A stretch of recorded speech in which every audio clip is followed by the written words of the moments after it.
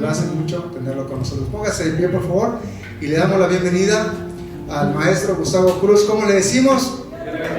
Que Dios lo bendiga, amén. Muchas gracias. Muy amables, Dios les bendiga. Pueden sentarse, gracias. Y ahora pasamos a la parte sin cubrebocas. Porque así no se sabe si estoy enojado, si me estoy riendo, ¿verdad? Para mí es un privilegio compartir con ustedes la bendita palabra del Señor, que es de lo que más me gusta, entre predicar y enseñar, pero me gusta más enseñar, ¿amén? Me gusta más enseñar. Para mí enseñar es como si me sirvieran una carne asada, con salsita y frijoles y una ensalada. Créanme, hermanos, que es para mí mi vida enseñar, profundizar. Quiero hablar de la ascensión de Cristo, la importancia de la ascensión de Cristo. Vamos a leer Hechos 1, 6 al 11. Solamente voy a puntualizar unos temas de ahí. Ahora sí que, valga la redundancia, voy a puntualizar unos puntos para que quede claro. Por eso, cuando hablo de la importancia, estoy resaltando que no vamos a explicar el todo, porque es doctrina. Hechos 1. Quiero leer y ustedes sigan con su vista. Hechos 1 del 6 al 11, que dice: para gloria al Padre, al Hijo y al Espíritu Santo. Entonces los que se habían reunido le preguntaron diciendo: Señor, ¿restaurarás el reino a Israel en este tiempo? Y les dijo: no os toca a vosotros saber los tiempos o las sazones que el Padre puso en su sola potestad, pero recibiréis poder cuando haya venido sobre vosotros el Espíritu Santo, y me seréis testigos en Jerusalén, en toda Judea, en Samaria y hasta lo último de la tierra. Y habiendo dicho estas cosas, viéndolo ellos, fue alzado y le recibió una nube que le ocultó de sus ojos. Y estando ellos con los ojos puestos en el cielo, entre tanto que él se iba, he aquí, se pusieron junto a ellos dos varones con vestiduras blancas, los cuales también les dijeron: varones galileos, ¿por qué estáis mirando al cielo? Este mismo Jesús que ha sido tomado de vosotros al cielo, así vendrá como le habéis visto ir al cielo. Oramos. Padre, en el nombre de Jesús, nuestra oración y súplica es que tú abras nuestro entendimiento y podamos comprender a cabalidad el mensaje que está escrito, preservado para nuestros días y nuestra bendición. Habla, Señor, como dijera tu sierva, habla que tu siervo escuche, como dijera tu siervo, y como tu sierva, Señor, tu sierva María se sentó a tus plantas para escucharte hablar, así queremos escucharte hablar ahora mismo. Que tu Espíritu Santo nos ministre, te lo pedimos en el nombre de Jesús. Amén. Amén. La ascensión de Cristo es doctrinal, el tema de la ascensión de Cristo. Pero no sé si estén de acuerdo, hermanos, que casi no se habla de la ascensión de Cristo. Se habla del nacimiento de Jesús. En estos días todo el mundo occidental habla del nacimiento de Jesús. Habla de todo su ministerio, 3 años y medio. Se habla de los milagros, parábolas, enseñanzas, de todo. Se habla de su muerte, todo lo que él enseñó, la doctrina, ¿sí? Se habla de su muerte, insistentemente de su muerte. Hay algunos que dejan a Jesús muerto, nada más hablan de la muerte, pero no hablan de la resurrección. Bueno, pero sí se habla de la resurrección. Hay un día especial para la resurrección de Cristo, ¿sí o no? En lo que es la Semana Santa, el domingo de resurrección. Pero cuando se habla de la ascensión de Cristo, hermanos, casi no se habla de la ascensión de Cristo. Creemos que Jesús murió por nosotros, que fue sepultado y que resucitó al tercer día. Ya, hasta ahí. Si Jesús no hubiera ascendido al cielo, ¿qué pasaría? Estuviera todavía con nosotros, hermanos. Sería una catástrofe que Jesús no hubiera ascendido al cielo. Lo que estoy leyendo, hermanos, el libro de los Hechos es un libro histórico, no es poesía, no es profecía, es historia. El escritor al Evangelio de Lucas y luego de Hechos está registrando un acontecimiento real, literal, ¿sí? Como decía el presidente, esta es la verdad histórica, algo que realmente sucedió. Y este acontecimiento nos podemos imaginar afuera, cerca de Jerusalén, donde el Señor sacó a sus discípulos y Él no se transfiguró delante de ellos, sino que después de darle el último mandato, uno de los últimos mandatos fue ir y hacer discípulos de todas las naciones, bautizándolos en el nombre del Padre, del Hijo y del Espíritu Santo. Y aquí yo estoy con vosotros todos los días hasta el fin del mundo. Ese fue de los últimos mandatos. El Señor resucitado estuvo 40 días apareciéndose, dice el apóstol Pablo, que al último, como un abortivo, se le apareció a él. Por eso él discutía y defendía su apostolado, porque para ser apóstol se necesitaba haber convivido con Jesús.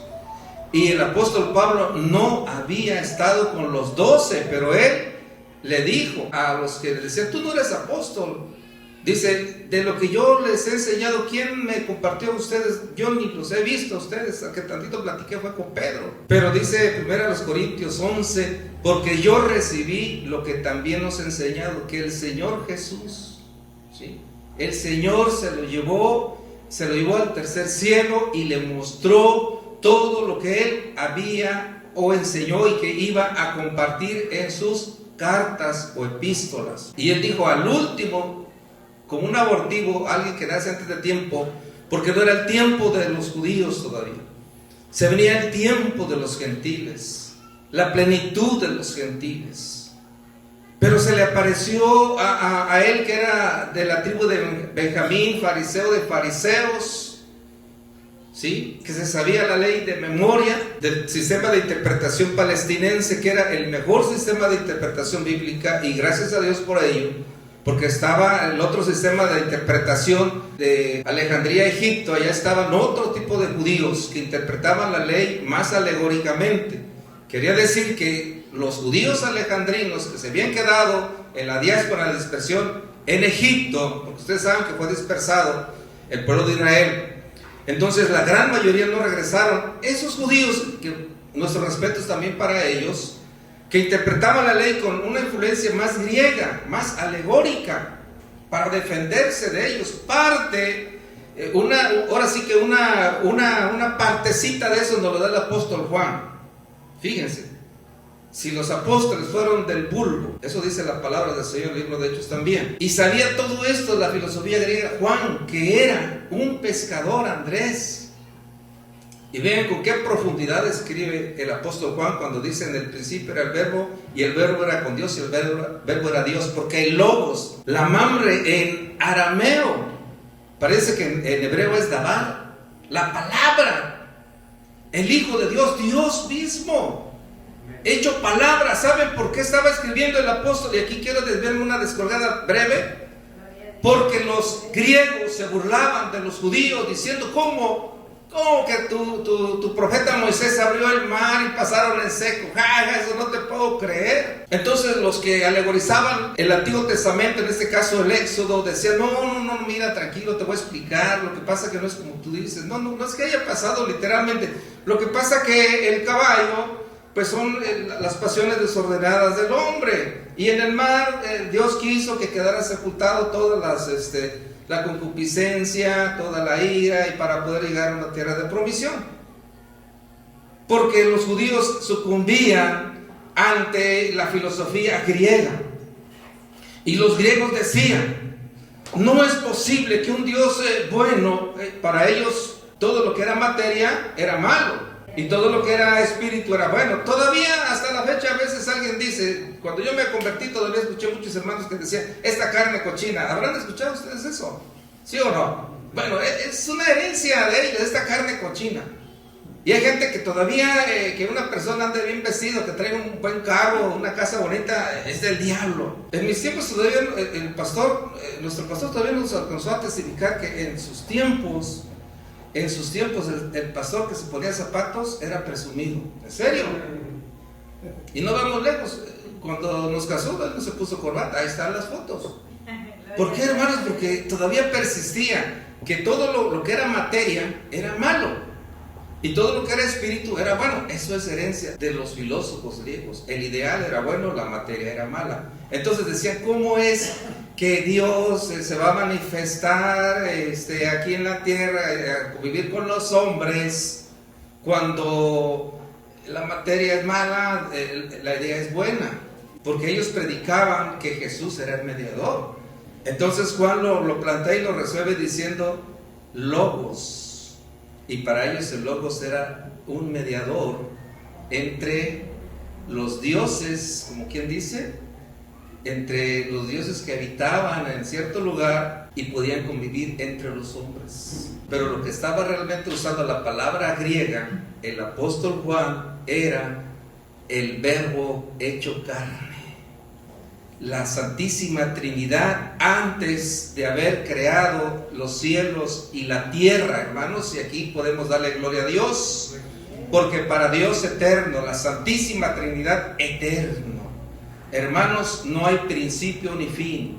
Los teólogos le llaman el Pactus Trinitus. Sabía Dios, el Padre, el Hijo y el Espíritu Santo, que el hombre iba a caer en pecado, y entre ellos la Santísima Trinidad dialogaron y dijeron: ¿quién se va a hacer carne para que habite con el hombre y para que pueda morir y rescatar a la humanidad?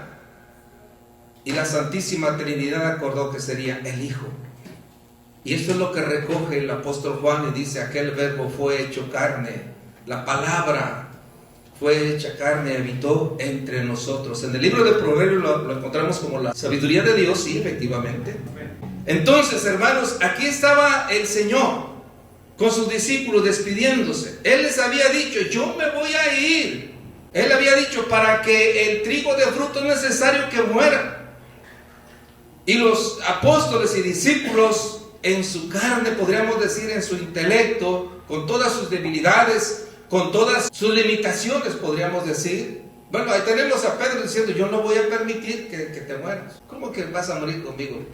¿Te acuerdas de mí? Y es cierto. Bueno, ¿y cómo le cortó con el cuchillo la oreja al siervo del centurión? En su carne. Pero ¿saben qué? Cuando hablamos de restauración tenemos que pasar por la vida del apóstol Pedro, que habiéndole negado al Señor 3 veces, el Señor, cuando resucitó, le dijo: Pedro, ¿me amas? A la 3ª vez Pedro lloró y le dijo: Señor, tú sabes que te amo, apacienta mi rebaño. Amén. Y él le dijo: tú eres Pedro. Pedro es una piedra pequeña, pero sobre esta roca edificaré mi iglesia, y las puertas del Hades no prevalecerán contra ella. A ti te daré las llaves del reino. Y el apóstol Pedro, hermanos, aquel hombre que se dejaba llevar por el impulso, y a veces por el miedo, y a veces por todas las pasiones que nosotros solemos tener, cuando viene el Espíritu Santo en Pentecostés con los 120 reunidos, María y demás mujeres también reciben el Espíritu Santo, se levanta y predica el primer mensaje lleno del Espíritu Santo, y se ganan el primer mensaje 3,000 almas, segundo mensaje 5,000 almas, y ahí estaba usando las llaves del reino. Bendito sea el Señor, porque Él le dijo: lo que yo hago, el que cree en mí, las obras que hará, y aún mayores hará, porque yo voy al Padre. Era necesario que el Hijo muriera, fuera sepultado, fuera resucitado y ascendiera al cielo.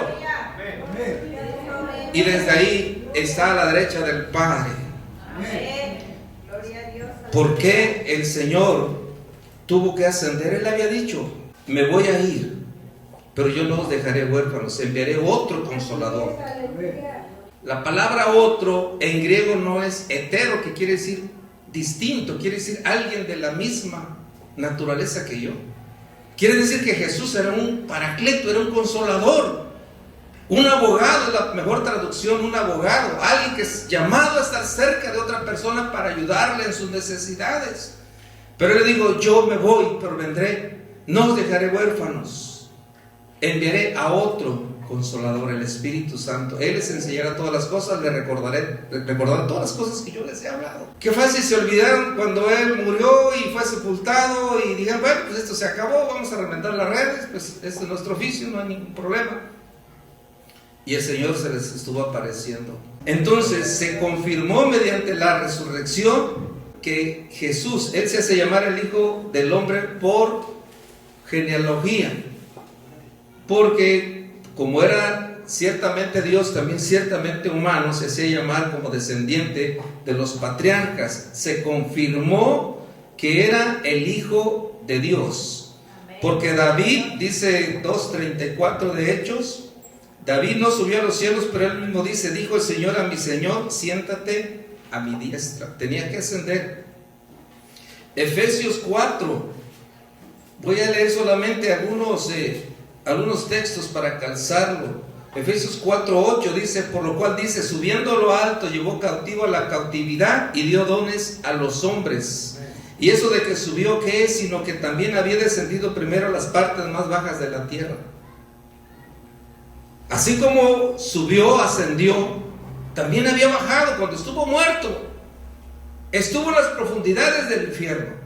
¿Y a quién le predicó? A los espíritus encarcelados? Aquellos que murieron en el diluvio y dijeron, no nos dieron la oportunidad. Y se estaban quejando, ¿por qué no voy a predicar para salvación? Fue a decirles, ¿se acuerdan que mi siervo Noé les predicó 120 años? ¿Sí se acuerdan? Yo creo que entre ellos decían, oye, ¿tú te acuerdas de eso? Yo no, ¿cómo no? Sí, acuérdate, les predicaron 120 años. Y nosotros nos burlamos de ver si es cierto. Enoc fue pregonero de justicia también, vivió 365 años y este es otro punto, que también ascendió al cielo igual que Elías. También fue pregonero, fue predicador, profeta, siervo de Dios. Enoc, de la generación de Sem. Si ustedes leen las genealogías de los hijos de Dios y los hijos de los hombres, los hijos de Caín, los hijos de Set, que sustituyó a Abel. De los hijos de Sem se habla todo, cuántos años, quiénes fueron sus hijos, todo bien bonito. Y de Caín no. De Caín apenas dicen algunos nombres, y que por cierto dicen que eran los que cantaban con arpas. Y dije, oye, ¿sí? Si Dios había establecido la música, pero el diablo dice, ¿sabes qué? Vamos a distorsionarla, vamos a poner aquí una arpa para cantar. Porque el diablo se entromete en todo lo que Dios ha creado. Fue de donde vino el hombre que tuvo las dos mujeres de la genealogía de Caín. Bueno, entonces el Señor ascendió al cielo, pero antes había descendido a los mismos abismos para predicarle a los espíritus encarcelados. Se dice que son todas las de los que murieron en los tiempos de Noé. En su ascensión Cristo reveló la paternidad común de Dios sobre los creyentes y sobre toda la humanidad. Él dijo, voy a mi Padre y a vuestro Padre. ¿Sí? Jesús dijo, no me toques porque aún no he subido a mi Padre, mas ve a mis hermanos y dile, subo a mi Padre y a vuestro Padre, a mi Dios y a vuestro Dios. Él tenía que ascender al cielo. ¿Cómo era nuestro Señor cuando ascendió al cielo? Como decimos nosotros, Él subió, ascendió en cuerpo y alma. ¿Cómo andaba entre nosotros? ¿Con quién dice? Aleluya, gloria al Señor. Cuando se estuvo apareciendo a sus discípulos, Él pidió de comer y le dieron de comer un pedazo de panal de miel y pescado. Amén. Gloria a Dios, aleluya. Y cuando ascendió, lo vieron ascender físicamente, realmente fue subiendo entre nubes, y los dos ángeles dijeron, ¿qué estás viendo?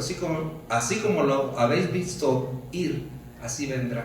La importancia de la ascensión es doctrinal, número uno, porque nos asegura dónde está el Señor. Cuando murió el primer mártir cristiano, Esteban, que murió lapidado o apedreado, él dijo antes de morir, veo los cielos abiertos y el Hijo del Hombre sentado a la derecha del Padre. ¿Y qué hace a la derecha del Padre? Intercediendo por nosotros. ¿Cuántos alaban al Señor? Aleluya. Entonces Él regresó al Padre para convertirse en abogado nuestro. Bendito sea el Señor. ¿Qué hace un abogado?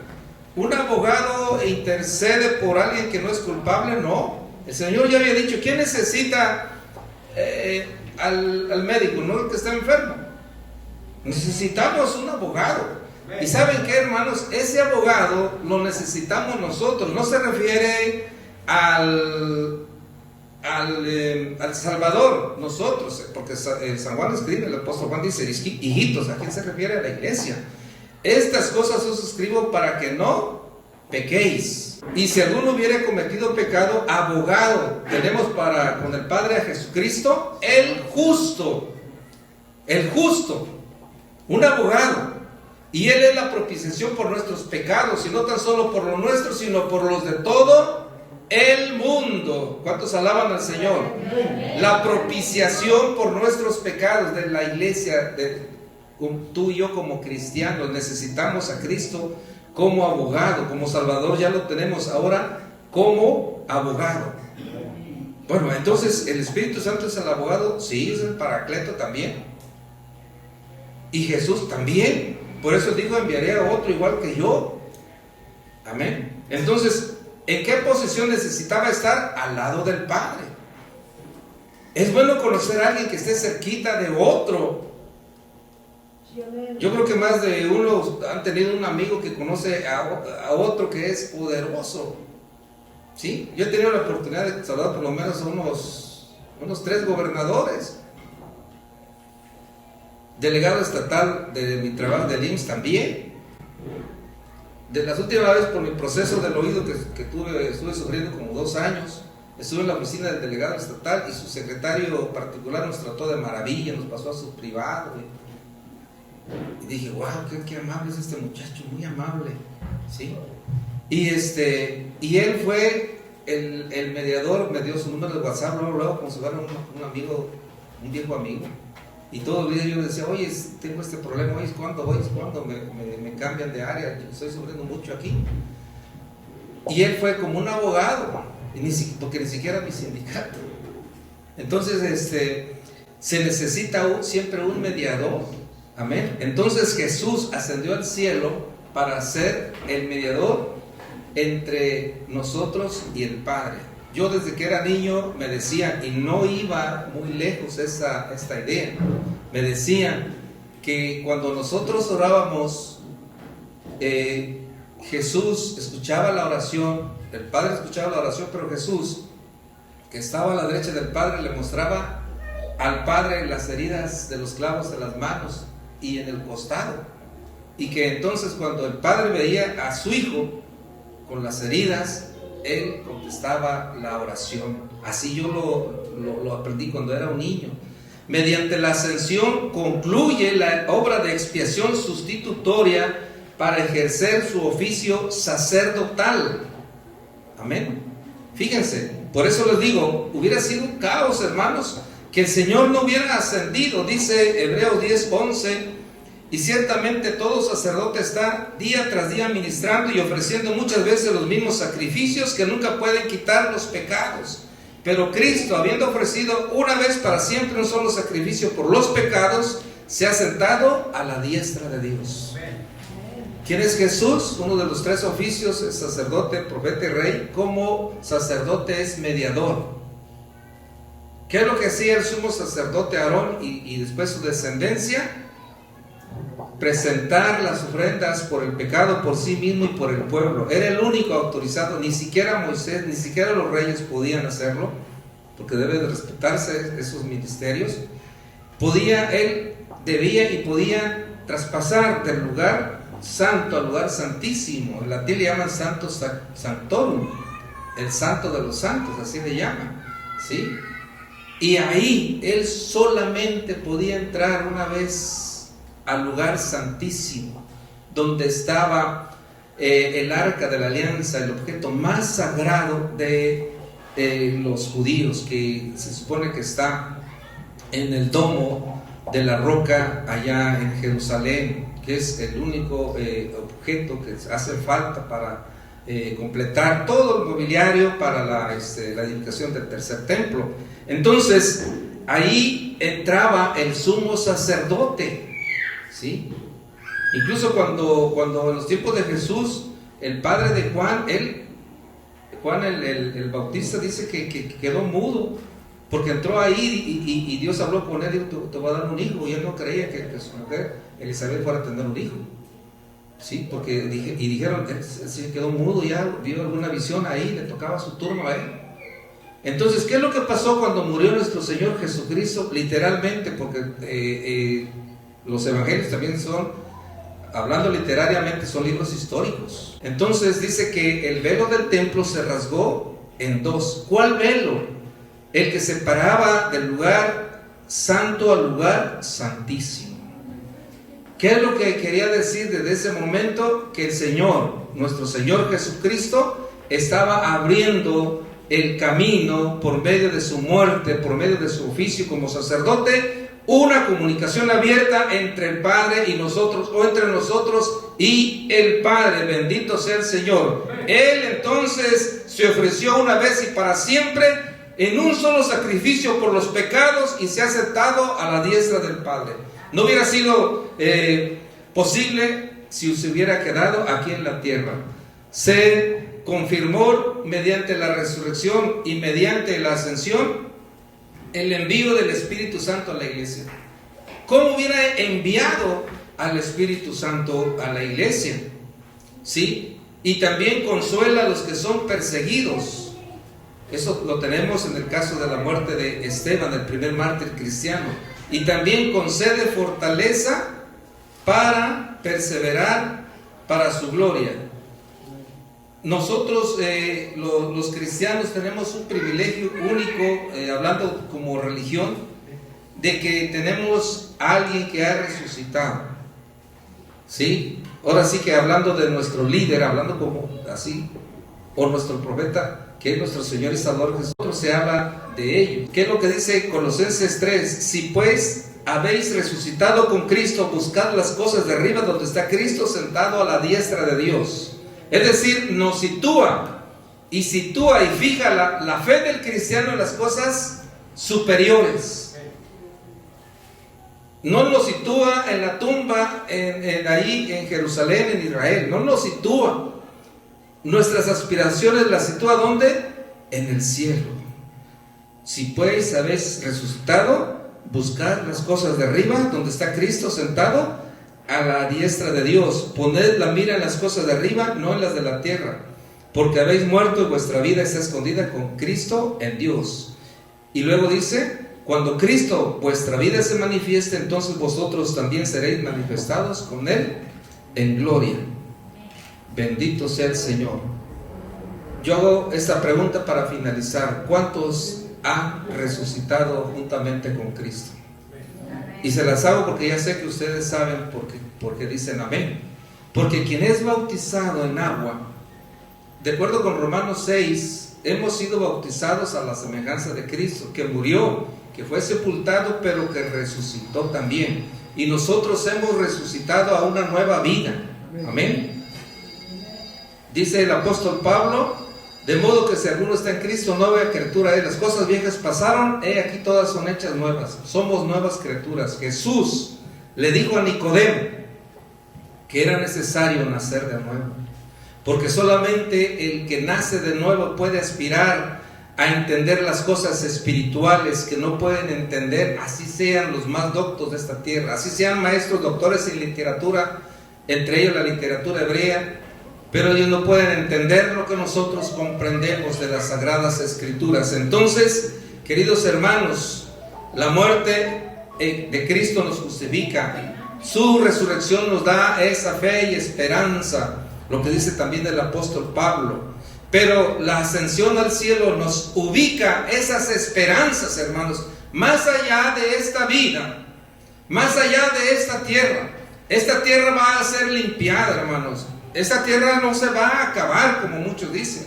El mundo no se va a acabar, el mundo va a ser limpiado, porque la creación misma, la naturaleza, gime a una, clamando como nosotros por una redención, porque nuestra misma redención no ha sido completada.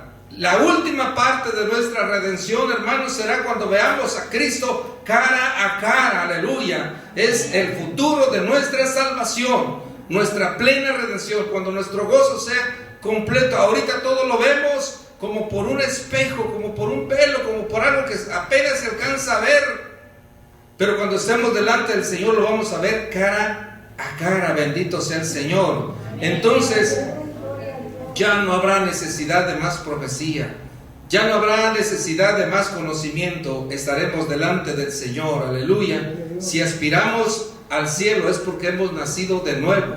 Nuestra ciudadanía, dice el apóstol Pablo, no está aquí en la tierra, sino que está en el cielo. ¿Cuántos alaban al Señor, hermanos? Cada vez que el diablo te ponga una prueba, una dificultad, dile: ¿sabes qué? Yo ni estoy contando con lo de aquí de la tierra, yo estoy contando con algo más allá. Como Esteban dijo: puedo ver los cielos abiertos y el Hijo del Hombre sentado a la derecha del Padre. Vamos a estar de pie y vamos a decirle: Señor, he aquí yo estoy en esa fe, en esa misma confianza de tu siervo Esteban. Señor, yo sé que tú moriste por nosotros, yo sé que fuiste sepultado, yo sé, Señor, que de esa sepultura te levantaste.